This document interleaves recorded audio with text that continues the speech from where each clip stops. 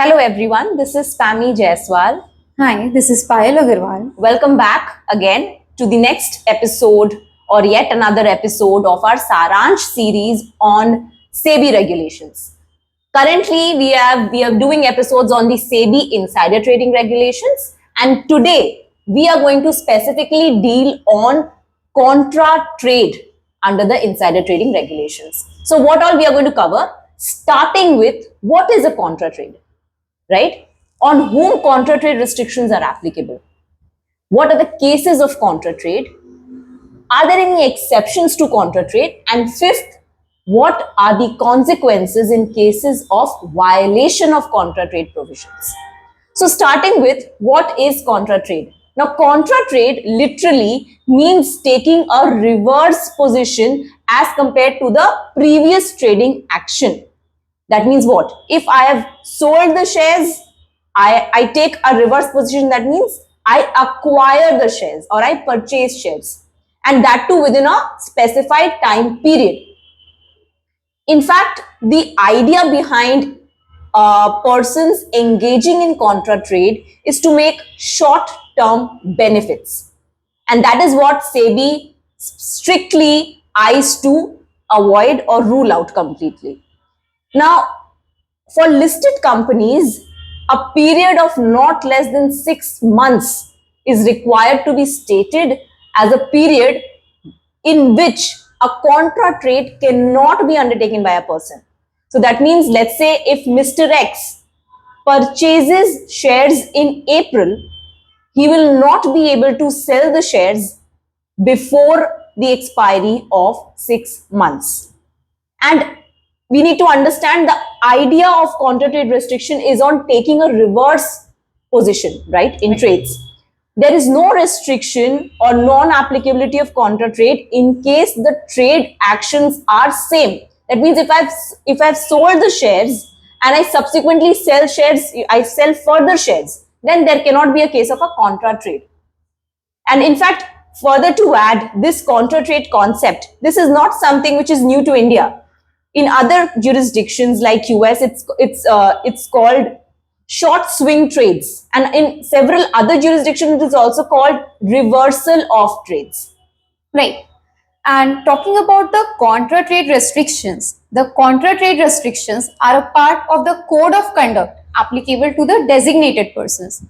Therefore, the restrictions on contra trade are also applicable to the designated persons. Not only this, when we talk about the restriction on designated persons, the restriction also extends to the immediate relatives of the designated person. So, for example, if Mr. X has done a purchase transaction in April, not only Mr. X, but the immediate relative of Mr. X, for example, the spouse of Mr. X or any other person who is financially dependent or dependent on Mr. X for the investment decisions or investment advice, he or she will also not be able to make a reverse transaction, that is a sale transaction within the next 6 months period till September 2024. Now, the concept of immediate relatives will be applicable only in case of an individual, but designated persons may be entities as well. So, as for entities, an informal guidance by SEBI in the matter of Deccan Gold goes on to say that contra trade restrictions would be collectively applicable to entities forming part of the same group, entities under the common control. So then, in that case, in case a company is undertaking an acquisition, then within the next 6 months, not only that company, but all other companies forming part of the same group having common control will not be able to take a reverse position by undertaking a disposal of the securities of the same company. Right, absolutely. I think next, before we discuss the cases of contra trade and the exceptions to contra trade, let's understand this, you can say, the scope of the term trading, because I think everything under the insider trading regulation revolves around two things. One, the unpublished price sensitive information, and second is trading. Right. So trading is defined in the broadest sense under the insider trading regulations, whether be it acquisition, disposal, subscription, transfer, anything and everything is covered under the meaning of trading.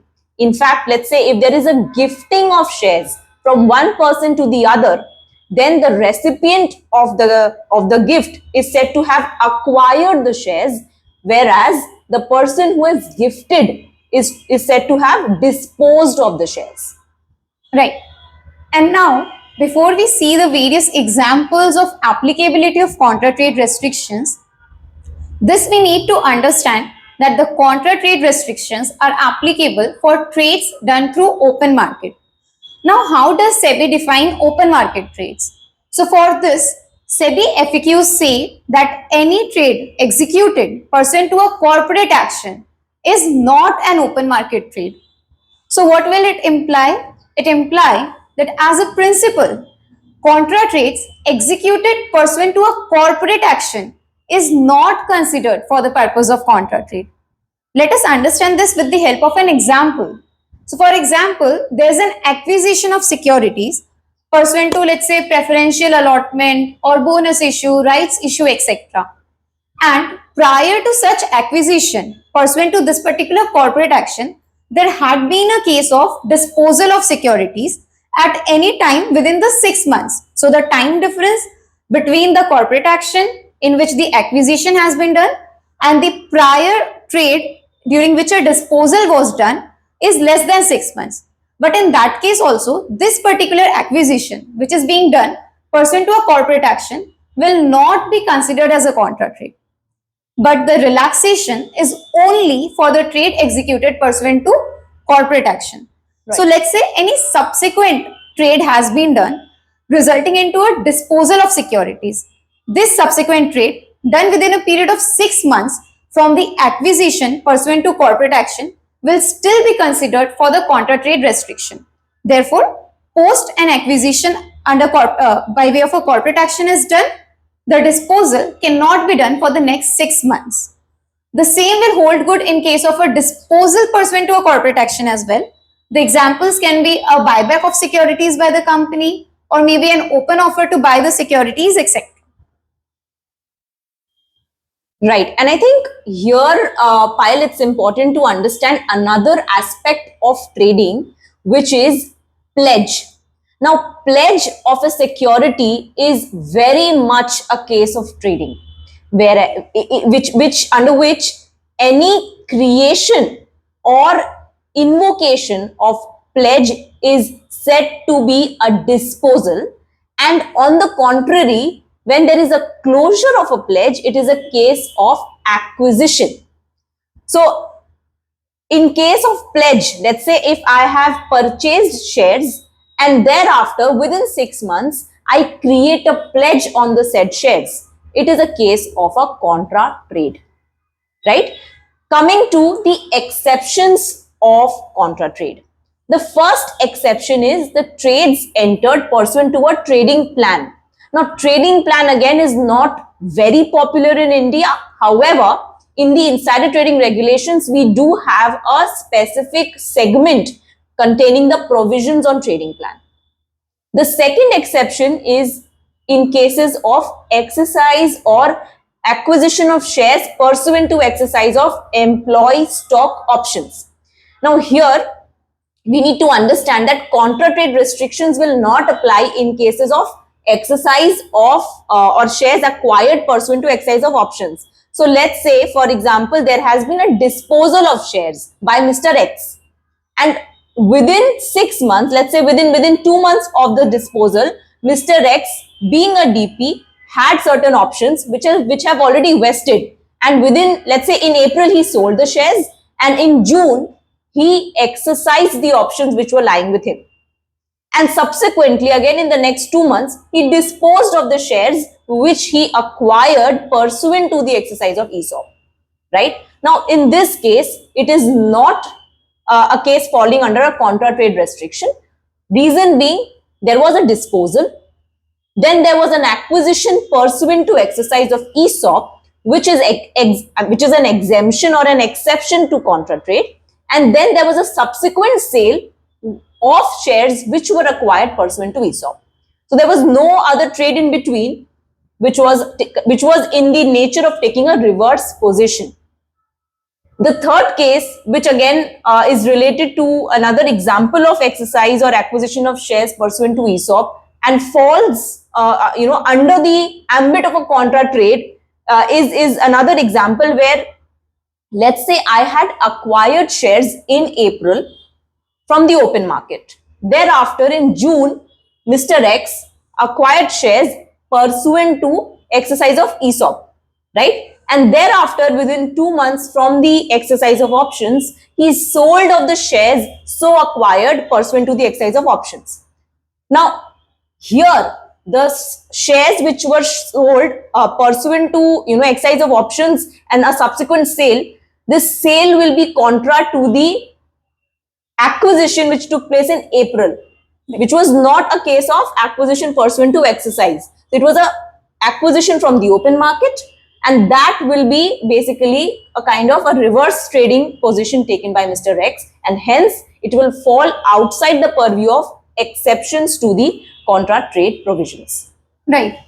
And apart from the exceptions specifically mentioned under the PIT regulations, there is an additional power with the compliance officer of the listed entity to grant relaxations from the applicability of contra trade restrictions subject to the same not being violative of the PIT regulations. So let's say, for example, there's a need of funds, there's an urgent requirement of funds pursuant to some emergency or some other bona fide transaction, and in case a designated person requests the compliance officer to grant relaxation from contra trade provisions, in such case, the relaxation may be extended to him on reasonable grounds and the person can still execute a contra trade. Having said that, justifying a relaxation from contra trade in the case of a request with respect to acquisition of securities by the designated persons is something which may not be very easily justifiable or may not be very reasonable. Right, absolutely. I think with this, let's come to the last segment of today's episode, which is the consequences of violating the contra trade provisions. So, in addition to the disciplinary action that would be taken against the designated person or their immediate relatives, the profit which has been earned from the contra trade will have to be disgorged to Investor Education and Protection Fund constituted by SEBI. So, yes, we are through with today's episode, and thank you for listening to us. The next episode will be on trading window closures. Thank you. Thank you.